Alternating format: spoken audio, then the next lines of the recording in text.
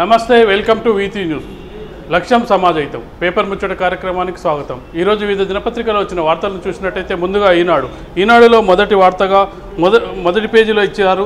మసూద్ మరణించాడు అంటూ ఒక వార్తా కథనాన్ని ఇచ్చారు. ఉగ్రనేత చనిపోయినట్లు వార్తలు, సామాజిక మాధ్యమాల్లో భిన్న కథనాలు అంటూ వార్తనివ్వడం జరిగింది.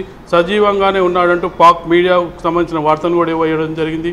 మరొక వార్తను చూసుకున్నట్టయితే 2050 నాటికి బియ్యం కొరత, ధాన్యం దిగుబడిని హెక్టార్కు 500కు పెంచాలి అంటూ వార్తనివ్వడం జరిగింది.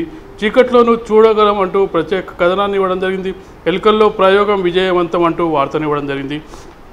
మండలి వేడి అంటూ ఆపరేషన్ 5 స్థానాలపై గురిపెట్టిన కేసీఆర్ టీఆర్ఎస్ అంటూ వార్తనివ్వడం జరిగింది. ముఖ్య నేతలతో సీఎం కేసీఆర్ సమాలోచనలు, అన్ని స్థానాలు గెలిచేందుకు తెరాస వ్యూహం, మొదటి ప్రాధాన్యంతో విజయానికి కార్యాచరణ అంటూ వార్తనివ్వడం జరిగింది. ప్రలోభ పెడుతున్నారు అంటూ కాంగ్రెస్ ఎమ్మెల్యేలు ధర్నా చేసిన విషయాన్ని ఇవ్వడం జరిగింది. తెరాసలో చేరుతున్నా అంటూ సండ్ర వెంకట వీరయ్య స్పష్టం చేసిన విషయాన్ని ఇవ్వడం జరిగింది. మరొక వార్తగా నాడి పట్టేదెలా, బీపీ చూసేదెలా, పీజీ సూటు కోసం ఇంటర్న్షిప్ ఎంబీబీఎస్ల విద్యార్థుల డుమ్మా అంటూ వార్తా కథనాన్ని ఇవ్వడం జరిగింది. మరొక వార్తగా నాటకీయ పరిణామాలు అంటూ ఐటీ గ్రిడ్స్ కేసుకు సంబంధించి ఇవ్వడం జరిగింది. ఐటీ సంస్థ కార్యాలయంలో 2వ రోజు సోదాలు, కీలక సమాచారం కోసం హార్డ్ డిస్క్లో విశ్లేషించే యత్నం, ఫిర్యాదుదారు లోకేశ్వరరెడ్డి ఇంటికి ఏపీ పోలీసులు అడ్డగించిన తెలంగాణ పోలీసులు, ఆదివారం కొనసాగిన ఉత్కంఠ అంటూ వార్తనివ్వడం జరిగింది. ఆ నలుగురిని హాజరుపరచండి, కేసు డైరీని మాకు అప్పగించండి, ఐటీ గ్రిడ్ ఉద్యోగుల వ్యవహారంపై తెలంగాణ పోలీసులకు హైకోర్టు ఆదేశం అంటూ వార్తనివ్వడం జరిగింది. మరొక వార్తగా పంచాయతీరాజ్ మండల జిల్లా పరిషత్ల రిజర్వేషన్లకు సంబంధించిన అంశాన్ని ఇవ్వడం జరిగింది. బీసీలకు 121 ఎంపీపీలు అంటూ వార్తనివ్వడం జరిగింది. ఈ వేసవిలో బానుడి బగబగలు అంటూ మరో వార్తనివ్వడం జరిగింది. ఇవి ఈనాడులో మొదటి పేజీలో వచ్చిన వార్తలను తీసుకున్నట్టయితే, మరొక పత్రికను తీసుకున్నట్టయితే ఆంధ్రజ్యోతిలో మొదటి పేజీలో మొదటి వార్తగా సెగ తగలాలి అంటూ వార్తనివ్వడం జరిగింది. ప్రజాస్వామ్యాన్ని క్యూని చేసేలా కేసీఆర్ తీరు, 5న అన్ని జిల్లా కేంద్రాల్లో నిరసనలు, కాంగ్రెస్ అంటూ వార్తనివ్వడం జరిగింది.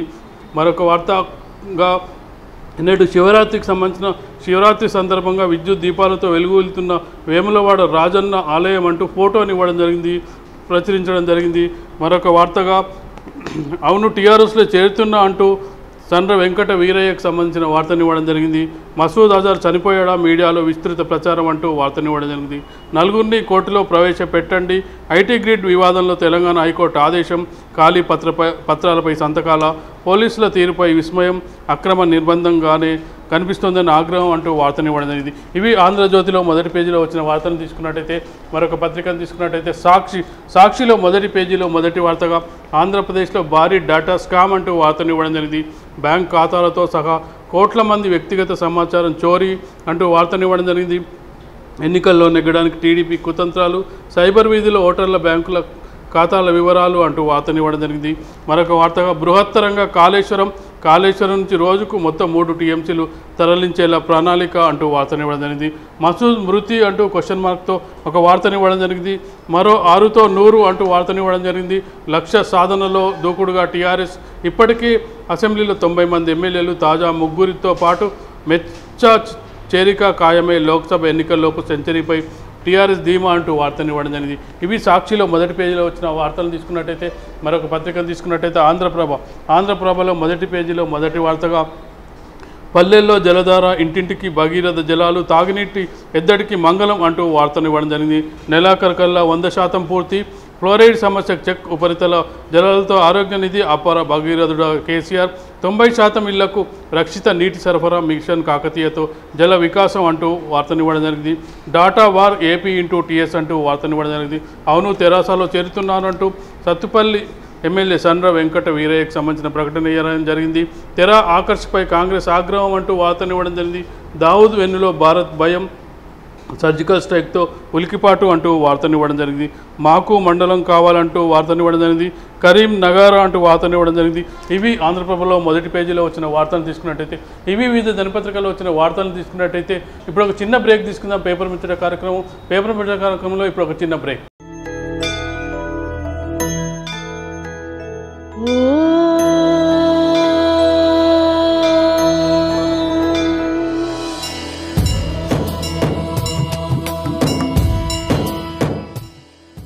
గుడి గంటలు ప్రతిరోజు ఉదయం 6 గంటలకు.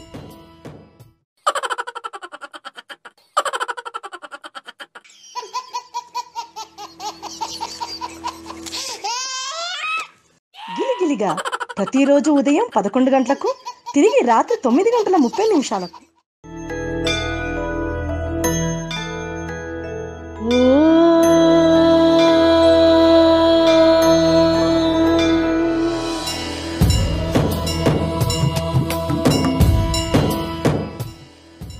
గుడి గంటలు ప్రతిరోజు ఉదయం 6 గంటలకు.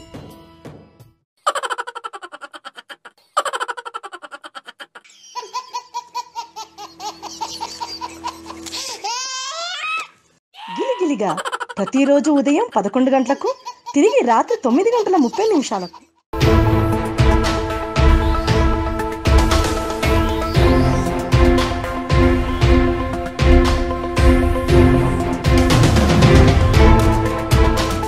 వెల్కమ్ బ్యాక్ టు పేపర్ ముచ్చట కార్యక్రమం. ఈరోజు పేపర్ ముచ్చట కార్యక్రమంలో అంటే పేపర్లను విశ్లేషించడానికంటే ఈరోజు శివరాత్రి ఉంది. శివరాత్రి సందర్భంగా శివరాత్రి ప్రాశస్తాన్ని తెలుసుకోవడానికి మనతో పాటు మాధవ శేష స్వామి ఉన్నారు, ప్రముఖ వేద పండితులు. వారిని అడిగి అసలు శివరాత్రి అంటే ఏంది, శివరాత్రి ప్రాశస్తానికి సంబంధించిన అంశాలను తెలుసుకుందాం. నమస్తే సార్. జై శ్రీమన్నారాయణ. నమో నమః. అంటే మనం శివరాత్రి జరుపుకుంటున్నాం. అసలు ముఖ్యంగా శివరాత్రికి సంబంధించిన ప్రాశస్తాన్ని మనం ఎలా తెలుసుకోవాలంటారు? అంటే ముందుగా శివరాత్రి పర్వదిన శుభాకాంక్షలు మరియు V3 సిబ్బందికి, యాజమాన్యానికి కూడా అనేక మంగళాశాసనాలు తెలియజేస్తూ కార్యక్రమాన్ని ప్రారంభిద్దాం. ఇప్పుడు వీరు అడిగినటువంటి శివుని ప్రాశస్త్యము, శివాయ విష్ణురూపాయ శివరూపాయ విష్ణవే అని కూడా మనకు వేదం చెప్తున్నది. కాబట్టి శివ కేశవులు ఒకరేనని. ఈరోజు శివరాత్రి విశేషంగా వచ్చింది ఏంటంటే మాఘమాసంలో వచ్చినటువంటి శివరాత్రి సోమవారము, శ్రవణ నక్షత్రము. కాబట్టి అత్యంత వైభవమైనటువంటి ఈ పవిత్రమైన దినం ఈరోజు ఎవరైతే ఉపవాస దీక్షలు చేస్తారో, జాగరణలు చేస్తారో వారికి కూడా తిరిగిపోని సంపదలు సంపాదిస్తారు, కష్టాలు తొలగిపోతాయి, కోరిన కోరికలు కూడా నెరవేరుతాయి. అంటే మన రెండు తెలంగాణ రాష్ట్రాల్లో చూసుకున్నట్టయితే 12 జ్యోతిర్లింగాలు ఉన్నారు. మనకు ముఖ్యంగా శ్రీశైలం, మరియు ఇక్కడ కీసర, మరియు వేములవాడ, ఇంకా తొందరలో కూడా వచ్చే సంవత్సరం వరకు కూడా యాదాద్రిలో కూడా రామలింగేశ్వర స్వామి దివ్య క్షేత్రాన్ని కూడా మనం చక్కగా తిలకించవచ్చు, దర్శించవచ్చు. కాబట్టి చక్కగా మనకు ఈ శివరాత్రి పర్వదినం ఈరోజు కనుక ఉదయాన్నే లేచి అభ్యంగన స్నానం చేసి దేవాలయానికి కానీ మన ఇంట్లో కానీ ఉన్నటువంటి శివలింగానికి కూడా పంచామృతంతో కానీ అభిషేక ప్రియో విష్ణు శివ, అభిషేక ప్రియో శివ, అలంకార ప్రియో విష్ణు. అంటే ఒక చెంబడి నీళ్లు పోసినా చాలట ఆ సుందరేశునికి, ఆ శంకరునికి, ఆ పరమేశ్వరునికి, ఆ పరమాత్మకు గనక అభిషేకం చేసినట్టయితే మన కోరికలు కూడా తప్పకుండా నెరవేరుతాయి. ఇవాళ చాలా 12 సంవత్సరాలకు ఒకసారి వచ్చినటువంటి ఈ శివరాత్రి, మహాశివరాత్రి. అంటే ప్రతి నెల శివరాత్రి వస్తుంది, దాన్నే మాస శివరాత్రి అంటాం. ఇది మాత్రం మహాశివరాత్రి. చైత్రం మొదలుకొని పాల్గొనం వరకు కూడా శివరాత్రులు వస్తుంటాయి. ప్రతి అమావాస్యకు ముందు వచ్చే చతుర్దశి, ఈరోజు త్రయోదశి చతుర్దశి కలిపి వస్తేనే మహాశివరాత్రి అంటారు. అందుకే ఈ గొప్పనైనటువంటి శివరాత్రి రోజున ఎవరైతే పరమేశ్వరుని ధ్యానించి పూజించి ఒక చెంబడి నీళ్లు పోసినా చాలు, ఓం నమః శివాయ అంటే చాలట. పంచాక్షర మంత్రాన్ని ఎవరైతే జపించినట్టయితే, ఎవరైతే స్మరించినట్టయితే వారికి కూడా కష్టాలన్నీ తొలగిపోయి వాళ్ళ కోరికలు కూడా తప్పకుండా నెరవేరుతాయని కూడా ఈ శివుని యొక్క ప్రాశస్త్యము. అంటే ముఖ్యంగా శివరాత్రి అనగానే గుర్తొచ్చేది అంటే భక్తులకు ఉపవాస దీక్ష ఒకటి, రాత్రి జాగరణ ఒకటి. అంటే వీటికి ఉన్న ప్రాశస్తత ఏంటంటారు? అయితే పూర్వము పురాణాలు చెప్పింది ఏంటి అంటే బ్రహ్మకు విష్ణువుకు విరోధం వచ్చిందట. నేను గొప్ప అంటే నేను గొప్ప అని. అంటే ఇద్దరు కలిసి మనం శివుని దగ్గరికి పోదాం అనుకొని చక్కగా శివుని దగ్గరికి ఒకరు ఊర్ధ్వలోకానికి, ఒకరు అధోలోకానికి వెళ్ళారట. ఊర్ధ్వలోకం పోయేసరికి బ్రహ్మకు ఒక మొగిలి పువ్వు కనిపించిందట. ఆ మొగిలి పువ్వు చెప్పాడట, శివుడు నాకు కనుక పదవి ఇచ్చాడు, నాకు కూడా ఆధిపత్యం ఇచ్చాడు అని కూడా ఆ మొగిలి పువ్వులతోటి అబద్ధం ఆడిచ్చాడు. ఈ విష్ణుమూర్తి కూడా ఆవుతోటి అబద్ధం ఆడిచ్చాడు. అందుకే ఆవు తోకకు పూజ చేస్తారు, ఆవు ముఖానికి పూజ చేయరు. ఎందుకంటే ఆవు అబద్ధం ఆడింది. అప్పుడు శివుడు వచ్చి అడుగుతాడు, ఏమని, వీరు మాత్రం ఆధిపత్యాన్ని నాకని వచ్చారు, కాబట్టి వీళ్లకు ఎవరికి ఇవ్వాలి, నేను చూసినా నాకు ఇవ్వమన్నాడు, శివుడు నాకు ఇవ్వనుడు బ్రహ్మ అని ఇట్లా ఇద్దరు చెప్పుకున్నారు కదా, వీళ్ళిద్దరిలో ఎవరు నిజం నా దగ్గరికి వచ్చారు అని చెప్పారు కదా, అసలు నిజం ఎవరు చెప్పారంటే ఇద్దరూ అబద్ధం ఆడారు. అప్పుడు వెంటనే ఆ పరమేశ్వరుడు ఆ మొగిలి పువ్వుకు శపించాడు, నీ పువ్వు ఏ పూజకు పనికి రాకుండా పోతుంది. ఈ ఆవు కూడా ముఖానికి పూజ చేయరు, తోకకే పూజ చేస్తారు. ప్రథమ పూజ తోకకి చేస్తారు, తర్వాత చుట్టూ ప్రదక్షిణలు చేస్తారు, స్వామికి నమస్కారం చేసి ముక్కోటి దేవతలు కూడా ఈ గోవులో ఉన్నందువల్ల చక్కగా విష్ణుమూర్తి బ్రహ్మ విష్ణు మహేశులు సృష్టి స్థితి లయ కారకులు కాబట్టి ఇద్దరు కూడా చక్కగా ఈ పరమేశ్వరుని కూడా పూజించే రోజట ఈరోజు శివుడు పుట్టినరోజు కాదట, శివుడు అదేంటిది జ్వాలాస్తంభం నుంచి ఉద్భవించిన రోజు. పుట్టినరోజు ఎప్పుడయ్యా అంటే మార్గశిర మాసం ఆర్ద్రా నక్షత్రంలో పరమేశ్వరుడు పుట్టాడు. ఆర్ద్రా నక్షత్రం ఎప్పుడు వస్తుంది? పరమేశ్వరుడు మాసాయాం మార్గశీర్షోహం మాసానాం మార్గశీర్షోహం మార్గశిరములు మాసంలో వచ్చినటువంటి ఆర్ద్రా నక్షత్రంలో కూడా ఆ పరమేశ్వరుడు ఆ పరమాత్మ జన్మించాడు. ఆ పరమాత్మ అనుగ్రహ ప్రభావం చేత మన రెండు తెలుగు రాష్ట్రాల్లో ఉన్నటువంటి ఈ జ్యోతిర్లింగాల్లో దర్శనం చేసుకున్నట్టయితే ఈ మాసం మొత్తం పరమ పవిత్రమైనటువంటి మాసంలో కూడా స్వామిని దర్శించి సేవించినట్టయితే మనందరి కష్టాలు తొలగిపోయి మన ప్రపంచం మొత్తం కూడా ఆనందంగా దేశం సుభిక్షంగా ఉండాలని కోరుకుంటూ సెలవు. జై శ్రీమన్నారాయణ, నమో నమః. అంటే మనకు ముఖ్యంగా ఇది అంటే జాగరణకు సంబంధించి ఒకటి, ఉపవాసానికి సంబంధించిన ఒకటి, అంటే ప్రజలు అంటే భక్తులు ఎక్కువగా దీన్ని కాన్సన్ట్రేట్ చేస్తారు ఉపవాసం. అయితే ఈరోజు స్వామి ఎలాంటి పక్వ పదార్థాలు తినడట శంకరుడు. వండినవి అంటే బియ్యంతో కానీ రవ్వతో కానీ ఉడికించినవి మాత్రం తినడు. కేవలం పండ్లు దుంపలు అన్ని కందగడ్డలు అవే స్వామి స్వీకరిస్తాడు. ఈరోజు ఎక్కడ శివునికి నివేదన ఉండదు, శివుడే తినలేదు కదా మనం ఎందుకు తింటామని ఉపవాసం చేస్తే మనకు కూడా ఆరోగ్యంతో పాటు భగవంతుని అనుగ్రహం ప్రసాదం లభిస్తుంది అనే సంకల్పం చేత ఇవాళ స్వామివారికి ఇది భృగు మహర్షి శాపం వల్ల ఈరోజు అది శంకరునికి నివేదన లేదు. ఈరోజు సాయంత్రం 6 గంటల నుంచి రేపు ఉదయం 6 గంటల వరకు కూడా ఎవరైతే స్వామివారికి అభిషేకం చేస్తారో వారికి కూడా కోరికలు నెరవేరుతాయి. మరి జాగరణ అన్నారు, జాగరణ ఎందుకు అంటే స్వామివారు ఉద్భవ కాలము రాత్రి 12 గంటలకైంది. ఆ సమయంలో గనక స్వామివారిని కీర్తిస్తూ ఆ సమయంలో బ్రహ్మ విష్ణు ఇద్దరు కూడా స్వామిని దర్శనం చేసుకున్నారు. తెల్లవారి వరకు కూడా ఈ మానవులు కూడా స్వామివారి జాగరణలో నిమిత్తమై ఉన్నట్టయితే వారి కోరికలు కూడా నెరవేరుతాయి, కష్టాలు తొలగిపోతాయి అని కూడా ఈ పురాణాలు చెప్తున్నాయి. శివపురాణంలో ఉన్నది ఇది. ఏమని? ఇది జాగరణ చేసినట్టయితే ఉదయం 6 గంటలకు మళ్ళా సూర్యోదయం అయిన తర్వాతనే స్వామికి పూజ అర్చనలు చేసి స్వామివారికి అప్పుడు అన్నప్రసాదం నివేదన చేసి అప్పుడు మనం భుజించాలి. అప్పటి వరకు కూడా అన్నప్రసాదం ఎలాంటి ముట్టకూడదు. ఈ రోజుల్లో ఆరోగ్యరీత్యా పెద్ద మనుషులు చిన్నపిల్లలకు కూడా ఎలాంటి దోషాలు లేవు. వాళ్లకు ఫలాలు పండ్లు దుంపలు అన్నీ తినొచ్చు. స్వామివారి తీర్థప్రసాదాలు స్వీకరించు. తీర్థప్రసాదాన్ని కూడా ఆలయాలనే తీసుకోవాలి. ఉపవాసం విడిచేయాలన్నా ఆలయంలో విడవాలి. మళ్ళీ ఇంటికి ప్రసాదం తీసుకొచ్చి ఇంటి ముందర విడచడం ఇంట్లో వదలడం కూడా భావ్యం కాదు, అది పద్ధతి కాదు. అంటే పూజా కార్యక్రమం పూజలు అంటే శివునికి భక్తులు ఎలా అంటే పూజా కార్యక్రమంలో పాల్గొనాలంటారు మీరు? స్వామివారికి రుద్రము నమకము చమకం పురుష సూక్తంతో చేసినటువంటి మంత్రం చేత ఆ మంత్రాల చేత పంచామృత అభిషేకాలు చేయాలి. స్వామివారికి తెల్లవారు కూడా ఆలయానికి పోయి ఆలయంలో అర్చకునికి కూడా దానాలు ధర్మాలు చేసి అప్పుడు మీ కోరికలు పరిపూర్ణత చెందినట్టు ఈ వ్రత సమాప్తి జరిగినట్టు రేపు ఉదయం 10 గంటల లోపల స్వామివారిని దర్శించుకొని ఉపవాస దీక్ష పూర్తి చేసినట్టయ్యా. అంటే ఇప్పుడు ఈ ఉపవాస దీక్ష కానీ లేదంటే ఈ జాగరణకు సంబంధించి కానీ ఏమైనా పురాణ కథలు ఉన్నాయా మనకు అందుబాటులో? అదే బ్రహ్మ మహర్షి శివపురాణం మాఘపురాణం అన్నిట్లో చెప్పారు. ఈ శివరాత్రి రోజున ఎవరైతే నిశ్చల భక్తితో కూడా ఉపవాసము జాగరణ చేసినట్టయితే 1,000,000 జన్మల చేసినంత పాపం కూడా తొలగిపోతుందని మన శాస్త్రాలు చెప్తున్నాయి. తప్పకుండా ఈ శివరాత్రి రోజున మనం ప్రపంచవ్యాప్తంగా కూడా చక్కగా జాగరణాలు ఉపవాసాలు అభిషేకాలు అర్చనలు అద్భుతంగా జరుగుతున్నాయి. ఏదో శాపం ఉంది, శాపం వల్ల ఉపవాస దీక్ష అన్నారు, ఆ శాపం గురించి వివరిస్తారా పంతులు? శివాయ విష్ణురూపాయ శివరూపాయ విష్ణవే అనుకున్నాం కదా, అప్పుడు శివుడు గొప్ప ఇటు విష్ణువు గొప్ప అన్నప్పుడు అప్పుడు భృగు మహర్షికి కోపం వచ్చిందట.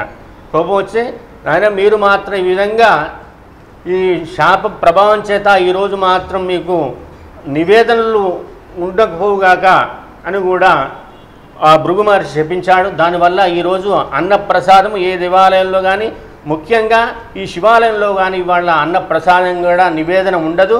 కేవలం పండ్లు దుంపలు ఆ స్వామివారికి చెందుతాయి. ఈరోజు దర్శనం చేసుకున్న తర్వాత ఆవుకు కనుక పాలకూర పెట్టినట్టయితే కోరిన కోరికలు కూడా తప్పకుండా ఫలిస్తాయి. ఆవుకు కూడా మన ముక్కోటి దేవతలు ఉంటారని పురాణాలు చెప్తున్నాయి. కావున ఎవరైతే కోరికలు నెరవేరాలంటే ఆవుకు పాలకూర తినిపించినట్టయితే మనము ఎన్ని తెలిసి తెలియని పాపాలు ఎన్ని చేసినా కూడా తొలగిపోయి సుభిక్షంగా శాంతంగా ఆనందంగా దివ్యంగా మన జీవనం సాగుతుంది. ఉపవాస దీక్ష అంటే ఎలా చేయాలంటారు? ఉపవాస దీక్షలు కొంతమంది అంటే టీ తాగడం పాలు తాగడం అంటే ఇట్లాంటివి చేస్తుంటారు. అంటే కఠినమైన ఉపవాస దీక్షల్లో అంటే భక్తులు చేయాల్సింది ఏమని మీరు భావిస్తారు? కఠిన దీక్ష అంటే ఉదయం నుండి సూర్యోదయం పూర్వము కూడా అభ్యంగన స్నానం చేసి ఇంట్లో దీపారాధన చేసుకొని తీర్థం మాత్రమే తీసుకోవాలి. మిగతా ఏవి తినకుండా సూర్యాస్తమయం సమయంకు మంచి యువకులు భక్తులు వృద్ధులు మాత్రం మధ్య మధ్యన పానీయాలు తీసుకోవచ్చు. కానీ యువకులు మాత్రం భక్తులు మంచి శ్రద్ధాభక్తులు ఉన్న వాళ్ళు మాత్రం మధ్యన ఎలాంటి టీలు కాఫీలు ముట్టకుండా ఎప్పుడైతే సూర్యుడు అస్తమించిన తర్వాతే దేవాలయానికి వెళ్ళి అభిషేకం చేసి అక్కడ ఉన్నటువంటి పళ్ళను దుంపలను ప్రసాదంగా తీసుకొని తెల్లవారి సూర్యోదయం వచ్చిన తర్వాతే అప్పుడు స్వామివారికి ఆరింపు చేసి అప్పుడు ప్రసాదం నివేదన తీసుకోవాలి భక్తులు. అంటే ఇప్పుడు ముఖ్యంగా ఏంటంటే ఒక సంవత్సరం ఉంటారు, కొంతమంది మళ్ళీ సంవత్సరం ఆపేస్తుంటారు. అంటే ఇది ఏదన్నా ప్రాసెస్ ఉందా దీనికి? అసలు దీనికి 14 సంవత్సరాలు కనీసం 12 సంవత్సరాలు పుష్కర కాలం అంటారు. ఆ పుష్కర కాలం 12 సంవత్సరాలు అయితే ఎవరైతే ఉంటారో వారికి కూడా శివ వైకల్యం కలుగుతుంది, శివ సాన్నిధ్యం కలుగుతుంది, వైకుంఠ ప్రాప్తి కలుగుతుంది, స్వామి అనుగ్రహం కలుగుతుందని కూడా పురాణాలు చెప్తున్నాయి. కాబట్టి తప్పకుండా 3, 5, 12, 14 సంవత్సరాలు కనుక ఈ ఉపవాస దీక్ష కఠినంగా చేసినట్టయితే అద్భుతమైనటువంటి ఫలితాలు కలుగుతాయి. మన జన్మ సార్థకత అవుతున్నది. మనం మానవ జన్మ పుట్టినందుకు ఇలాంటి పుణ్యకార్యాలు, ఇలాంటి ఉపవాసాలు, ఇలాంటి జాగరణాలు, దానాలు, ధర్మాలు చేసే అవకాశం మనకు భగవంతుడు సంప్రాప్తించాడు. కనుక ఈరోజు మనం తప్పకుండా ఉపవాస దీక్షలు చేసుకుంటూ జాగరణలు చేసుకుంటూ స్వామి అనుగ్రహాన్ని పొందాలి అని కోరుకుంటున్నాం. మన కీసరలో ఎక్కువ అంటే మన తెలంగాణలో కానీ హైదరాబాద్లో కానీ దగ్గరలో అందుబాటులో ఉన్న శివక్షేత్రం అంటే మన కీసరకున్న ప్రాశస్తాన్ని వివరిస్తారా? కీసర మన భాగ్యనగరానికి అత్యంత దగ్గర ఉన్నటువంటి కీసరగుట్ట. అక్కడ ఒక్క లింగం లేదట, చుట్టూ పర్వతము చుట్టూ ఉన్నటువంటి లింగాలు. అక్కడ ఒక బీద బ్రాహ్మడు ఉండి ఉదయాన్నే లేచి చిన్న లింగ స్వరూపంగా సాక్షాత్కరించి స్వప్నంలో చెప్పాడట, ఇక్కడ ఎవరైతే నా భక్తుడు పూజ చేస్తాడో వారికి కూడా తప్పకుండా కోరిన కోరికలు నెరవేరుతాయని కూడా స్వప్నంలో చెప్పాడు. ఆ వృద్ధ బ్రాహ్మడు బీద బ్రాహ్మడు పోయి రోజు ఒక చెట్టు కింద పోయి బావిలో ఉన్నటువంటి ఒక చెంబడు ఒక మట్టి కుండలో కూడా తీర్థం తీసుకొచ్చి అభిషేకం చేస్తుండేవాడు. అప్పటి నుంచి ఇప్పటి వరకు కూడా దినదిన అభివృద్ధి చెందుకుంటూ కోరిన కోరికలు కూడా నెరవేరుతున్నాయి. ఇప్పటికి కూడా అక్కడ వంశీకులే అర్చకులుగా సాంప్రదాయం కొనసాగిస్తున్నారు.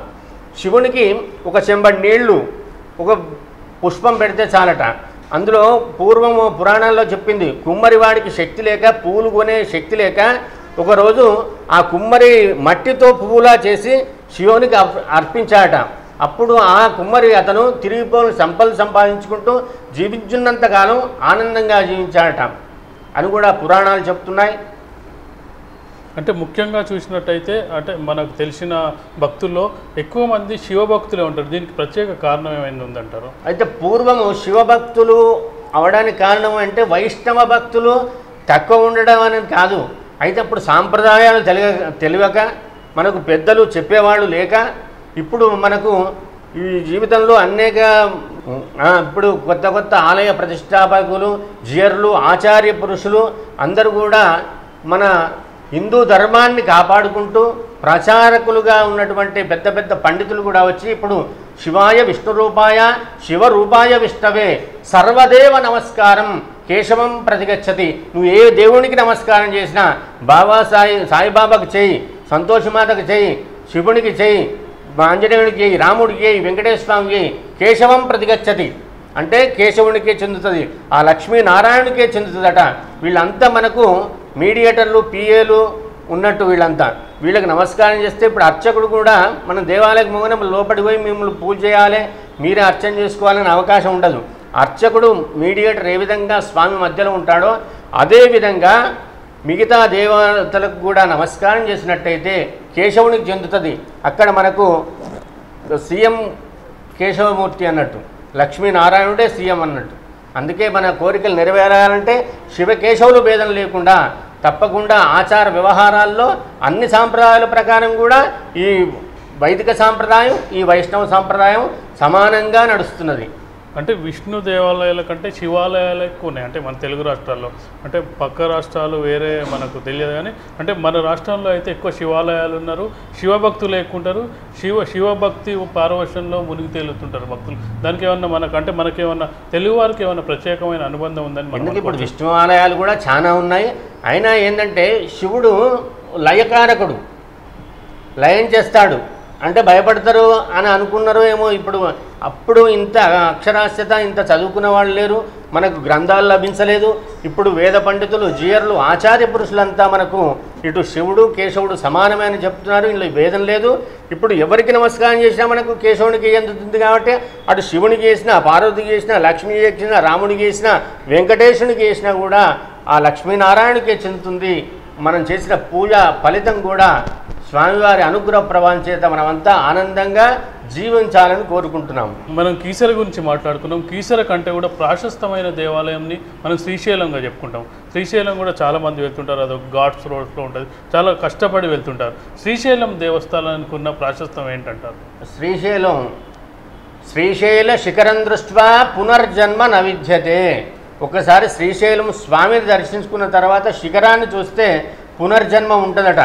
అంటే అక్కడ అన్ని కొండల కింద అప్పుడు ఆ పరమాత్మ ఇలా ఉద్భవించాడంటే కేవలము కైలాసమే అక్కడ దిగబడ్డట్టు ఉంటుంది. చిన్న లింగం అది చూస్తే. ఇక్కడ ఎంత పెద్ద లింగాలు మనం ఎంత పెద్ద సిమెంటులతోటి కట్టినా కూడా అంత ఫలితం లేదు. అన్ని కొండల మధ్యలో ఇక్కడి నుంచి ఎంత దూరం వెళ్ళి ఎంతమంది భక్తులు కూడా పూజ చేస్తూ స్వామివారి ఓం నమ శివాయ అనుకుంటూ భక్తులంతా అక్కడికి పోయి స్వామివారి అనుగ్రహాన్ని పొందుతారు. అంటే తొందరగా ఫలితం, ఉద్భవించినది మనం ప్రతిష్ఠించిన దానికంటే అద్భుతంగా ఫలితాలు ఇస్తాయి.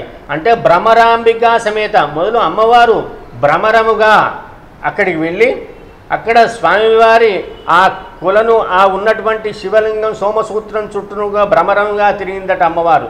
తిరిగినప్పుడు అప్పుడు లింగం ఉద్భవించింది. అప్పటి నుంచి ఇప్పటి వరకు కూడా అది దానికి ఎలాంటి మరమ్మతులు చేయరు. సాక్షాత్కరించినటువంటి ఆ లింగానికి ఇప్పటికి కూడా మనం కూడా పోయి ఆ భ్రమరాంబిక అమ్మను, ఆ శ్రీశైల ఆ సుందరేశుని కూడా దర్శనం చేసుకోవచ్చు, సత్ఫలితాలు పొందుతారు. అంటే ముఖ్యంగా ఏంటంటే భక్తులు తిరుపతి దేవాలయానికి ఎంత ప్రాశస్త్యత ఉందో శ్రీశైలానికి కూడా అంతే ప్రాశస్త్యత. ఎందుకంటే తిరుపతికి వెళ్ళే వాళ్ళు దాదాపు శ్రీశైలం కూడా టూర్ అంటే రెండు కలిసేటట్టు వెళ్తుంటారు. అంటే శ్రీశైలానికి ఇంకా మరిన్ని ఇంకేమైనా ప్రత్యేకతలు ఉన్నాయంటారు? అంటే ఇప్పుడు శివకేశవులు భేదం లేదని చెప్పాం కదా, అందుకే ఇక్కడ విష్ణువును దర్శించుకోవాలి, అటు శివును దర్శించుకోవాలనే సంకల్పం చేత ఈ మన భక్తులంతా రెండు క్షేత్రాలను కూడా దర్శనం చేసుకుంటారు, ఆ పుణ్య ఫలితాన్ని పొందుతారు. అంటే ముఖ్యంగా చూసుకున్నట్టయితే మన తెలంగాణ జిల్లాలో వేములవాడ కూడా శివాలయం. వేములవాడకున్న ప్రాశస్తం ఏంటంటారు? వేములవాడ అది కేవలం అది భక్తులు ఏర్పాటు చేసినటువంటి లింగానికంటే చక్కగా ప్రాణప్రతిష్ఠ చేసి ఏర్పాటు చేసిన మహాలింగం అది. ఆ లింగానికి కూడా వేద పండితులు, బ్రాహ్మణులు, భాగవతోత్తములుగా ఉండబోయి వేదం చదువుతుంటే ఉద్భవించినటువంటి ఆ లింగానికి, ఆ శంకరునికి, ఆ సుందరేశునికి వేములవాడ వేదం వల్ల ఉద్భవించినటువంటి ఆ శంకర భగవానికి పేరు వచ్చింది వేములవాడ అని. అక్కడ కూడా భక్తులు అధికంగా వెళ్తుంటారు. అక్కడ కూడా అభిషేకాలు, అర్చనలు, సేవలు, నిత్య కళ్యాణాలు జరుగుతుంటాయి. అక్కడ కూడా కోరిన కోరికలు కూడా నెరవేరుతాయి.